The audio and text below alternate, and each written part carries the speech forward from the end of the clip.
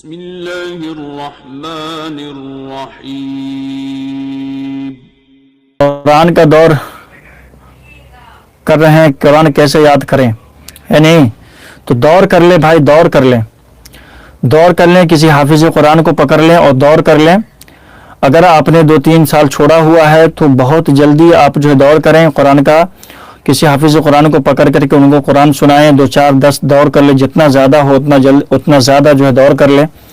چونکہ ایک مرتبہ اللہ کے رسول صلی اللہ علیہ وسلم کی حدیث ہے نا کہ قرآن سینے سے ایسے بھاگتا ہے جیسے باندھی ہوئی رسی سے اونٹنی کو آپ کھولو تو اونٹنی بھاگتی ہے یا جانور بھاگتا ہے، تو ایسے ہی قرآن بھی سینے سے نکل کر ایسے ہی بھاگتا ہے۔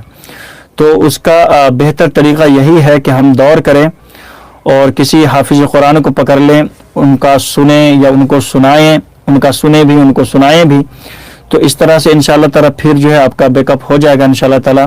جو چیزیں بھول گئے ہیں آپ انشاءاللہ تعالیٰ وہ یاد آ جائیں گی۔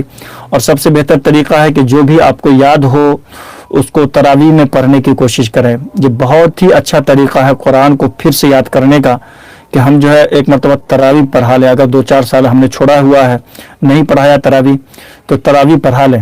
تراویح میں پڑھانے سے قرآن انشاءاللہ تعالیٰ پھر آپ کا جو ہے اچھا، اس چیز کو بھی لوگ بہت زیادہ مائنڈ لیتے ہیں دماغ میں کہ جی بھول رہے ہیں تو تراویح نہیں پڑھا۔ تو جو لوگ بھول رہے ہوتے ہیں وہ کہتے ہیں کہ جی ہم تراویح ہی نہیں پڑھائیں گے۔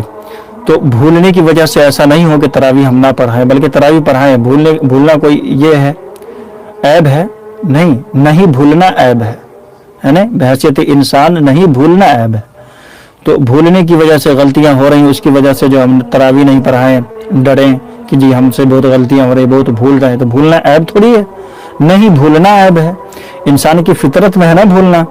تو جب بھولنا عیب نہیں ہے تو پھر ہمیں ڈرنا نہیں چاہیے۔ ہم کو تراویح پڑھائیں، آپ تراویح پڑھانے سے انشاءاللہ تعالیٰ پھر آپ کا جو ہے جو بھی ذہن سے گیا ہوا ہے انشاءاللہ بہت جلد واپس آ جائے گا۔ کوشش کریں ریگولر تراویح